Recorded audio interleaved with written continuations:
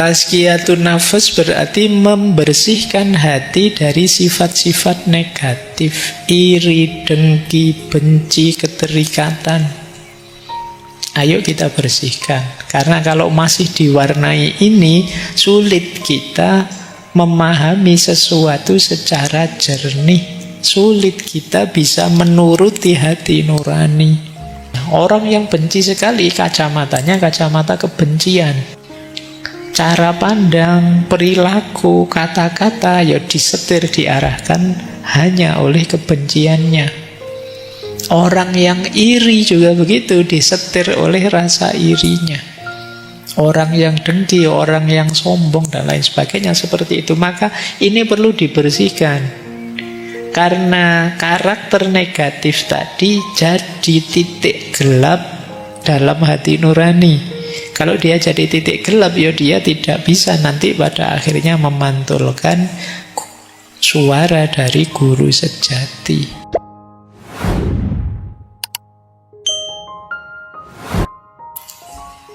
Yuk, kita lanjutkan. Ini tiba-tiba tadi saya teringat hadis ini, makanya saya masukkan. Kalian mungkin pernah membaca atau mendengarkan hadis ini. Ini riwayat Ahmad dan Ad-Darimi. Jadi Rasulullah pernah bersabda begini, istafti qalbaka, mintalah fatwa kepada hatimu. Albirru matma'annat ilaihin nafsu watma'anna ilaihil qalbu. Kebaikan itu adalah apa yang membuat jiwa merasa tenang dan hati merasa tentram. Wal ismu mahaka fin nafsi wa taraddada fis sadri. Sedangkan dosa itu apa yang membuahkan goncang atau keraguan dalam jiwamu dan gelisah dalam dadamu. Wa in aftakan nas, meskipun orang-orang sudah memberi fatwa padamu. Wa aftauka, dan mereka terus memberi fatwa padamu. Di sekeliling kita kan sering orang nasihati kita, ingin nuntun kita, mengarahkan kita, ngajak kita, sampai kita bingung. Pak Ustadz ini bilang begitu, Ustadz itu bilang begitu, saya ikut yang mana ya Pak? Kok bingung? Apalagi sekarang zaman medsos, itu materi berseliweran, tidak jelas. Kamu jadi akhirnya mau tinggal semua kan, nasihat-nasihat tadi, karena kamu kebingungan. Nah, kalau mengikuti sabdanya Rasulullah ini, istafti qalbaka, coba minta fatwa hatimu. Cuma ini diingat-ingat tadi ada syaratnya ya, hati yang bagaimana dulu. Tentu saja hati yang jernih, yang tidak kotor. Kalau dirimu hanya diliputi nafsu, amarah, dosa, maksiat, hatimu gelap, ya kamu minta fatwa hatimu, ya fatwanya ya untuk nyari yang gelap-gelap, yang rusak-rusak. Jadi istafti qalbaka, tapi syarat dan ketentuan berlaku ya. Jangan saya sudah tanya batin saya tidak apa-apa Pak. Ayo batinmu peteng, hatimu gelap, ya tidak apa-apa saja meskipun salah dan dosa. Jadi ketika nurani gelap, guru sejati memberikan apa saja ya tidak akan masuk. Jadi karena dia tidak jernih, tidak bisa menangkapnya. Sama seperti antena tadi, sinyalnya tidak nyambung. Baik, kita lanjutkan.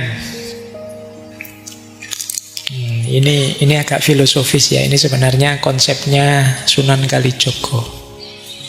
Beliau punya konsep sedulur papat limo pancer.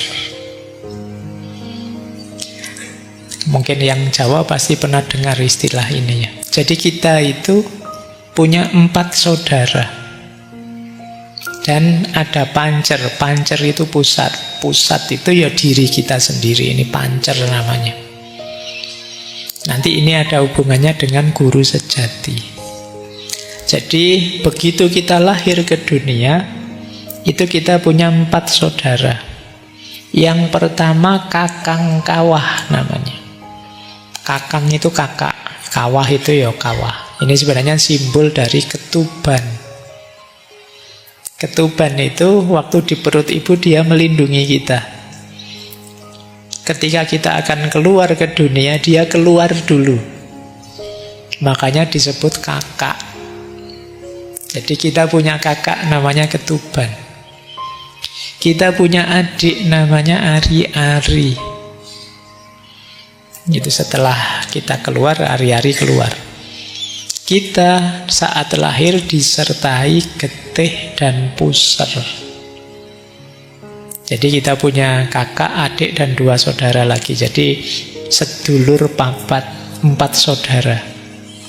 Itu kalau menggunakan konsep ini sebenarnya kalian tidak ada yang anak tunggal. Jadi pasti punya 4 saudara, tenang saja. Jadi kakang kawah, adik ari-ari, getih lan puser. Cuma ini ada filosofinya.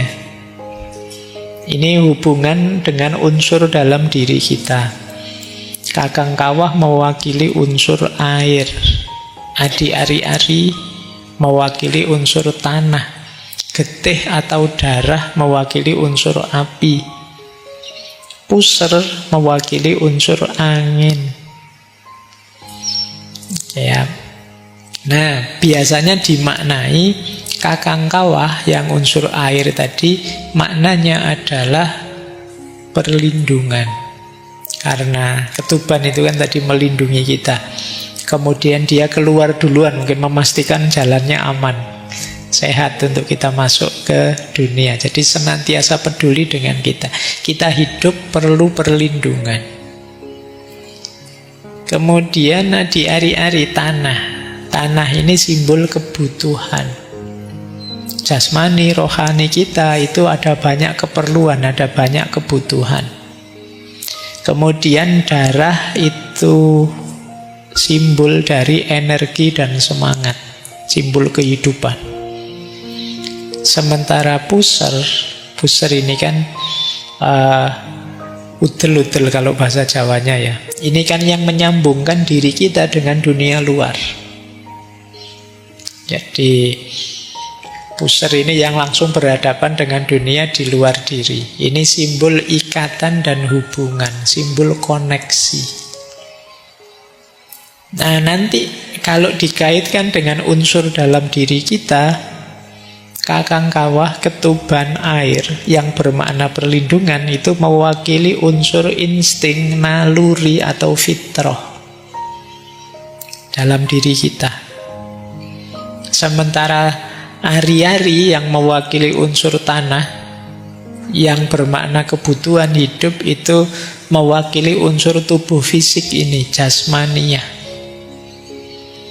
Getih, api yang bermakna sumber energi dan semangat itu mewakili unsur akal dan emosi kita. Puser tadi yang bermakna ikatan hubungan ya menyimbolkan hubungan kita dengan Tuhan, dengan sesama, dengan manusia. Dalam hidup ini kita perlu empat-empatnya. Harus selalu ada. Jadi karena salah satu tidak ada, hidup kita tidak akan seimbang. Jadi jangan main-main dengan 4 saudara kita ini. Kalau ada salah satu yang kita terlantarkan, hidupmu tidak akan bahagia. Menelantarkan insting, naluri, fitrah, sulit bahagia. Wah, Pak, saya tidak akan nikah Pak sampai besok. Nikah itu fitrah, insting, tidak sekedar kalkulasi rasional. Kalau kamu tinggalkan mungkin ada yang kosong, ada yang hilang. Ada keseimbangan yang lepas dalam hidupmu. Kebutuhan jasmani, saya tidak akan makan Pak, saya mau hidup ini tirakat full 24 jam puasa, itu tidak mungkin. Mesti tidak seimbang hidupmu. Atau tidak perlulah Pak pakai akal, pakai emosi, itu sudahlah, saya ingin hidup itu spiritual full, itu juga akan membuatmu tidak seimbang. Termasuk kalau hubunganmu dengan Tuhan, dengan Allah, hubunganmu dengan sesamamu, dan hubunganmu dengan alam rusak, hidupmu juga tidak akan bahagia. Maka jangan main-main dengan sedulur papat ini. Dia akan jadi tiang yang menopangmu dalam hidup. Dialah yang mendukung 5 pancer. Yang kelima bagian pancer. Pancer itu bagian pusat diri kita. Nah, kalau sedulur papat tadi hidup harmonis, seimbang, cukup, maka pancer akan tenang. Pancer akan mutmainnah. Kalau pancernya mutmainnah, guru sejati akan hadir bisa membimbing, karena di situ batin kita jernih. Ya, jadi ini hubungan antara guru sejati dengan diri kita sebenarnya, yang oleh Kanjeng Sunan Kalijaga disimbolkan dengan sedulur papat 5 pancer. Ya, ini simba-simba kita mikirnya sampai sedalam ini tentang diri kita. Yuk kita lanjutkan. Sekarang fungsinya guru sejati itu apa sih? Tadi kan kita sudah kenal apa itu guru sejati, kemudian hubungannya apa dengan hati nurani. Gunanya apa sih Pak guru sejati itu? Yang pertama, menuntun kepada kebenaran yang sejati. Kalau kita pergi keluar, kebenarannya ya kebenaran yang berjarak. Kebenaran yang kalau dalam epistemologi ya, kebenaran yang validitasnya paling tinggi itu kebenaran yang diperoleh melalui pengalaman langsung, adanya dalam diri kita. Saya kasih contoh ya, misalnya,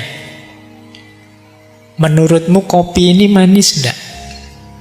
Terus kamu diberitahu oleh takmir, Pak Faiz itu selalu minumnya kopi yang manis misalnya.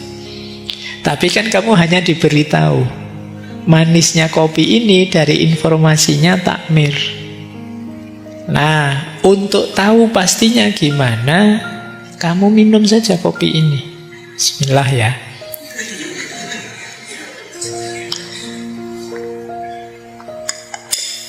Setelah minum kamu merasakan kan? Iya Pak, memang manis sekali kopinya. Nah, pengetahuan ini kan hadirnya di dalam, tidak di luar.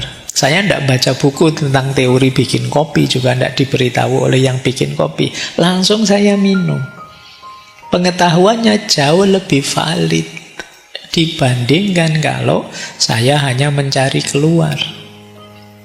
Kalau dalam bahasa epistemologi namanya knowledge by acquaintance. Inilah kenapa dulu Imam Ghazali memutuskan bahwa pengetahuan paling valid itu adanya di tasawuf. Kenapa? Karena tasawuf itu olah batin sisi dalam diri kita. Kedekatan dengan Tuhan itu melalui rasa, tidak melalui kitab, tidak melalui ceramah. Dijalani, dirasakan langsung. Validitasnya menurut Imam Ghazali paling tinggi. Panca indera bisa salah, akal juga bisa keliru, tapi begitu ngalami sendiri langsung, kita bantahnya sulit. Begitu saya bilang, Pak Faiz tahu dari mana kok kopinya pahit? Saya minum langsung. Kamu bantahi susah kan? Tapi kalau saya cuma bilang, kata takmirnya begitu. Oh, cuma kata takmir, Pak, masuk. Kalau tidak terlalu manis gimana? Kalau takmirnya salah gimana sih? Tapi begitu saya bilang, saya ngalami langsung kok. Kita bantahi susah. Ya loh. Kamu dinasihati temanmu, Mas, tidak usah pacaran dulu, kuliahnya nanti terganggu loh. Terus temenmu tanya, emangnya kamu pernah pacaran? Tidak pernah. No, kan nggak dipercaya nasihatmu kan? Gitu loh. Tapi kalau yang nasihatnya kamu, emangnya kamu pernah? Iya, saya ngalami sendiri. Saya kuliah terus pacaran sampai semester 14, tidak lulus-lulus aku misalnya. Nah, temenmu percaya, kenapa? Kamu ngalami langsung. Jadi kebenaran yang dialami langsung, kebenaran yang sumbernya dalam diri, itu validitasnya dipandang jauh lebih tinggi daripada kebenaran yang berjarak. Materi malam hari ini yang saya sampaikan ini masih materi yang berjarak. Kalian bisa ya, bisa tidak. Tapi nanti kalau ngalami langsung, misalnya kalian merasakan bisikan hati nuranimu yang itu pancaran dari guru sejati, kamu akan lebih mantap. Iya ya, memang kadang-kadang hati saya itu bilang apa, menyuruh ini, nyuruh itu, yang kadang-kadang saya merasa tidak terlalu suka karena saya inginnya enak, tapi kok dia inginnya yang benar. Nanti kalian ngalami langsung. Jadi guru sejati menuntun kita ke kebenaran yang lebih sejati. Kalau dalam epistemologi Islam, ke aspek yang hakul yakin, yang tidak sekedar ilmu yakin maupun ainul yakin. Ilmu yakin itu kalian taunya dari buku-buku, dari informasi-informasi, itu ilmu yakin. Kalau ainul yakin itu kalian melihat sendiri sih, tapi belum mengalami. Kalau hakul yakin itu ngalami langsung. Kalian belajar kitab tentang sholat, itu ilmu yakin. Kalian lihat orang sholat, itu ainul yakin. Kalian sendiri yang sholat dan merasakan apa dan bagaimana rasanya, seperti apa sholat itu, itulah hakul yakin. Jadi karena merasakannya dalam diri kita yang paling dalam.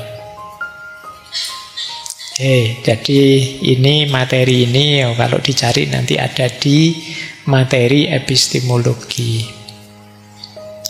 Yang kedua, guru sejati itu penyaring untuk kita memutuskan mana baik, mana buruk. Seperti tadi loh, hati nurani kita, kalau kita milih yang buruk, dia akan memberontak. Dia akan tenang, nyaman, begitu kita milih yang baik. Nah, ini kok bisa begitu Pak? Yang nuntun guru sejati dalam tanda petik. Jadi yang mengarahkan memang guru sejati, unsur cahaya, unsur ilahiyah dalam diri kita. Jadi ada rasa nyaman, ada rasa tenang, begitu kita milih yang baik. Ada rasa gelisah, begitu kita milih yang negatif. Yang ketiga, guru sejati itu cermin untuk kita mengenali diri kita apa adanya. Kadang-kadang suara hati kita karena dituntun oleh guru sejati mengarahkan pada kebaikan, sementara nafsu kita mengarahkan pada yang enak saja sih, meskipun kadang-kadang tidak terlalu baik. Nah, ini jadi bahan refleksi kita. Jadi cerminan, oh ternyata aku itu orang yang masih begini. Ternyata aku itu orang yang sadar sih salah tapi ditabrak saja. Oh ternyata aku orang ini yang lama-lama mulai tidak peka lagi terhadap salah dan dosa. Jadi ini cerminan. Jadi tuntunan guru sejati akan menyadarkan kita tentang siapa kita. Makanya guru sejati itu disebut kompas spiritual. Dialah yang nuntun kita, mengarahkan kita. Tapi namanya kompas itu kadang-kadang kita kalah oleh nafsu kita, kalah oleh bisikan setan kita.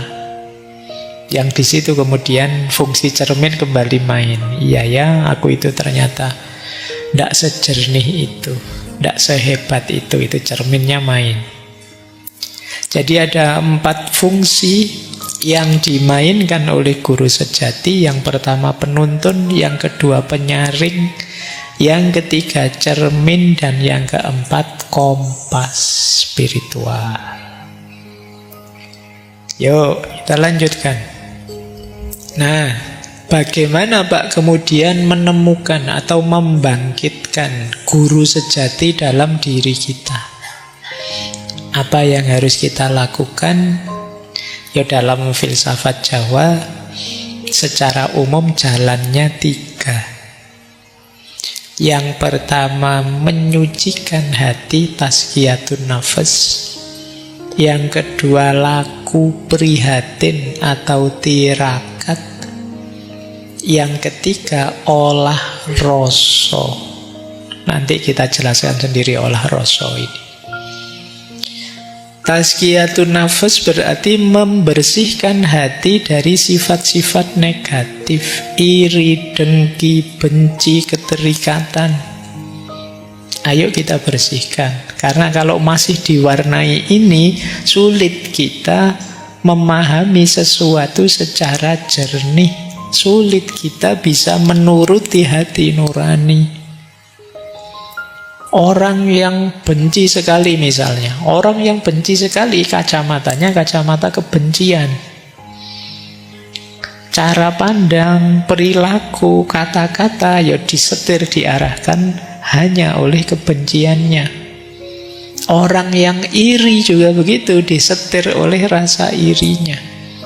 Orang yang dengki, orang yang sombong dan lain sebagainya seperti itu. Maka ini perlu dibersihkan. Karena karakter negatif tadi jadi titik gelap dalam hati nurani. Kalau dia jadi titik gelap, ya dia tidak bisa nanti pada akhirnya memantulkan suara dari guru sejati. Jadi memantulkan cahaya ilahi dalam dirimu. Jalan pertama tazkiyatun nafas. Kalau istilahnya tasawuf, takholli, bersihkan diri dulu. Ya. Caranya gimana Pak? Ya tobat. Yang salah-salah direvisi, yang keliru-keliru diluruskan. Jalan kedua tirakat atau prihatin. Orang Jawa kadang menyebutnya topo. Apa isinya? Mengendalikan diri, melatih kesabaran, menjaga hati dari godaan dunia, ini prihatin. Puasa, mengurangi makan, mengurangi tidur, ini laku prihatin. Bukan berarti karena tidak mampu, ya karena memang ingin melatih diri. Nah, alhamdulillah kan kalian kadang-kadang kan sudah tirakat karena memang tidak punya saja. Tidak apa-apa kan, sekalian tirakat sudah, sekalian prihatin. Pak, saya itu uang saya kadang cukup, kadang tidak sampai akhir bulan. Ya sudah, nawa itulah sekalian tirakat sudah dalam hidup. Sopo ngerti nanti sakti kamu. Jadi ya memang ini jadi salah satu jalan. Untuk apa? Melatih pengendalian diri, kita perlu banyak latihan tirakat. Tidur itu enak, tapi kalau kalian bisa mengendalikan waktu tidurmu, akan lebih membahagiakan. Makan itu enak, tapi kalau kamu bisa ngerem hasratmu untuk makan, apalagi makan berlebihan, maka hidupmu akan jauh lebih terkontrol, dan keterkontrolan itu akan membuatmu jauh lebih bahagia. Itu kan rahasianya. Kenapa sih Rasulullah itu bilang makan saat lapar, berhenti sebelum kenyang. Dalam rumus makan ketika lapar dan berhenti sebelum kenyang, itu ada unsur tirakatnya, ada unsur pengendalian diri. Dan jadi sekedar makan pun Rasulullah mengajarkannya ada unsur pengendalian diri, kontrol dirinya. Bukan sekedar masalah kesehatannya, ya pasti itu menyehatkan, tapi di situ kita belajar ngontrol diri kita. Biasanya kan makan itu, kalau apalagi makanannya enak, itu wis kita sak pol-pole. Jangankan sebelum kenyang, kalau kita kekenyangan pun ayo.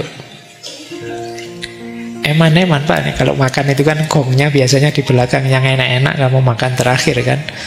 Justru itu disuruh berhenti. Wah, itu ganjel sekali itu. Tapi kalau kamu mampu seperti ini, luar biasa. Jadi daya tirakat, daya prihatin. Buahnya apa Pak? Pengendalian diri. Baik ya, jadi ini rumus menemukan guru sejati, menyucikan hati dan laku prihatin. Yang ketiga, olah rasa. Olah rasa ini berhubungan dengan bagaimana kita membersihkan dimensi batin kita. Jadi olah rasa itu menajamkan kesadaran batin agar kita bisa menangkap kebenaran, menangkap kehendak Tuhan, dan memahami makna di balik segala peristiwa. Kadang-kadang digambarkan seperti menjernihkan air yang keruh, sehingga cahaya bisa terlihat. Jadi nanti ada rumusnya olah rasa ini. Tapi diingat-ingat, rasa itu tidak sekedar rasa ya, tidak sekedar emosi, tidak sekedar Pak ini pedas, ini pahit, tidak sekedar itu, awas keliru. Itu kali itu kan rasa fisik. Ini rasa batin. Rasa batin pun ya tidak sekedar emosi. Kalau dalam falsafah Jawa, yang namanya rasa itu setidaknya ada 3 jenis. Ada rasa pribadi. Rasa pribadi itu kepekaan kita terhadap diri kita, sisi batin kita. Ini loh, rasa pribadi itu. Wah, sedang marah nih saya. Tersinggung ini kelihatannya saya. Itu tidak gampang loh orang bisa seperti ini. Orang itu biasanya nganggap dirinya stabil saja, padahal tidak stabil. Ternyata aku kecewa ini saat ini. Ini namanya rasa pribadi. Bisa mengenali diri, membaca emosi diri. Ini namanya rasa pribadi. Biasanya ya untuk bisa seperti ini harus mengambil jarak dari diri kita. Kalian mengamati dirimu yang sedang marah, mengamati dirimu yang sedang kecewa, mengamati dirimu yang sedang gelisah. Ini namanya rasa pribadi. Boleh dicoba ya nanti. Mungkin kalian nyari kaca terus lihat dirimu. Seperti apa ya emosiku sekarang. Baik. Saya pernah baca, lupa di mana, tapi coba latihan mengambil jarak dengan dirimu itu dengan cara memanggil namamu sendiri. Ngobrol dengan dirimu. Mungkin rasanya agak cringe ya. Coba kamu panggil namamu sendiri, kan unik itu. Wahai Faiz, ini tidak enak ya rasanya. Tapi kalau kamu mampu begitu, kamu sudah bisa ngobrol dengan dirimu. Jadi kamu bisa mengambil jarak dari dirimu. Coba kamu latih itu. Ya, apa ya? Ini kemampuan kita detachment. Kalau namamu Agus ya berarti Agus sedang sedih nih karena gitu ya. Jadi kan itu namanya kamu sedang mengambil jarak dari dirimu. Jadi kamu membahas yang dibahas dirimu sendiri. Itu namanya rasa pribadi. Nanti ada rasa sosial. Rasa sosial itu daya empatik. Aku bisa merasakan yang engkau rasakan, itu rasa sosial. Aku bisa merasakan kegelisahanmu, aku paham kesedihanmu, itu rasa sosial. Nah, kali ini sebenarnya tidak di rasa pribadi, di rasa sosial. Tapi guru sejati itu rasa ilahi. Kesadaran batin kita tentang hadirnya Tuhan dan kehendaknya Tuhan. Itu rasa ilahi. Rasa ilahi itu begini, ketika kita mau melakukan sesuatu, ini dilarang oleh Tuhan, tidak boleh sebenarnya. Itu rasa ilahi. Rasa ilahi itu nanti dalam prakteknya di ilmu tasawuf dekat dengan namanya muraqabah. Kesadaran bahwa Allah selalu ngawasi kita, bahwa Tuhan selalu di sisi kita mendampingi kita. Sehingga kita tidak berani sembrono, mau melakukan apa saja. Iya ya, Tuhan ngawasi saya ini. Malu saya kalau melakukan yang seperti ini. Ya tidak ada satupun orang tahu, tapi kan Allah tahu. Ini kesadaran muraqabah namanya. Istilahnya rasa ilahi.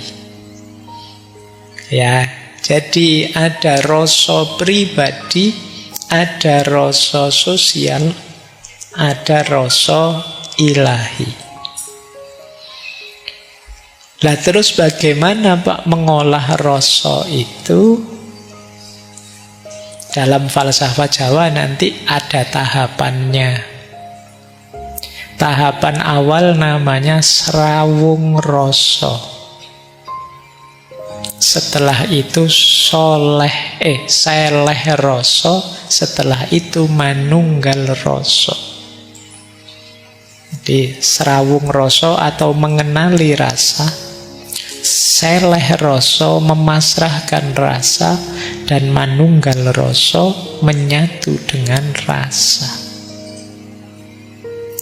Srawung rasa mengenali rasa, peka terhadap perasaan kita sendiri. Sebentar lagi mesti marah ini saya kalau situasinya begini, itu peka namanya. Ketemu orang model ini, secerewet ini tersinggung ya aku mesti. Nah itu. Kalau orang ngomongnya nyelekit sekali itu saya biasanya tidak betah, tidak tahan. Mengenali rasa dirimu. Wah ini saya sedih, ini saya ketakutan, ini saya itu. Srawung rasa itu buahnya kita jadi eling lan waspada. Saya tidak mendekat-dekat ke sana lah, karena kalau di sana saya mesti tergoda. Saya agak menjauh dari teman yang itu karena toksik sekali. Saya mesti terpengaruh jadi misuh-misuh misalnya. Itu kita jadi eling lan waspada ketika mengenali rasa diri kita. Ini namanya srawung rasa. Langkah selanjutnya setelah kenal apa? Seleh rasa. Seleh rasa itu kita ikuti iramanya, kita terima diri kita yang sedang marah, kemudian biarkan dia hadir, kemudian kita ambil jarak, kalau memang perlu diperbaiki, kita perbaiki. Itu namanya seleh rasa. Jadi pasrah, iya sih saya sedang marah, iya sih saya sedang sedih. Ini namanya seleh. Diakui, tapi tidak terikat di situ. Terus kita hayati, pada saatnya kita lepaskan. Namanya seleh. Jadi kalau di Jawa ada peribahasa wong salah kudu seleh. Jadi, seleh pasrah, iya ini salahku dan akan aku lepaskan, aku perbaiki. Namanya seleh rasa. Jadi setelah srawung rasa kita kenali, kita terima, kemudian kita lepaskan. Setelah dilepaskan yang terjadi apa? Nurani kita, kolbu kita jadi bersih. Kalau sudah bersih, saatnya guru sejati tadi hadir. Masuk dalam diri kita. Nanti di situ ada istilah manunggal rasa. Karena guru sejati pasti mengarahkan ke yang baik-baik. Saatnya kita bersatu dengan rasa kita yang baik-baik tadi. Ada istilah nyawiji rasa. Kita bersatu dengan rasa ilahiyah. Ini nanti ada yang menggambarkan proses ini semacam manunggaling kawula Gusti, tapi dengan definisi yang tidak sama persis dengan Al-Hallaj dan kawan-kawan. Jadi manunggaling kawula Gusti di sini bersatunya kehendak Tuhan dengan kehendak kita sebagai manusia. Yang kita inginkan itu yaitu yang diinginkan Tuhan. Itu namanya kita sudah manunggal berarti. Kita sudah nyawiji. Allah menginginkan kita jujur dan kita juga senang kalau melakukan kejujuran. Itu berarti kita sudah bersatu. Allah menginginkan kita taat dan kita gembira menjalankan ketaatan itu. Kita juga ingin taat. Bersatu sudah. Nyawiji rasa, manunggal rasa. Jadi setelah serawung kita seleh, kita jernihkan diri. Setelah jernih kita bersatu. Hadirnya Tuhan dalam bentuk kebaikan-kebaikan melalui hati nurani. Itu yang disebut manunggal rasa. Ini tahapan-tahapan olah rasa. Dalam rangka apa? Membangkitkan guru sejati tadi dalam kolbu kita, hati nurani kita.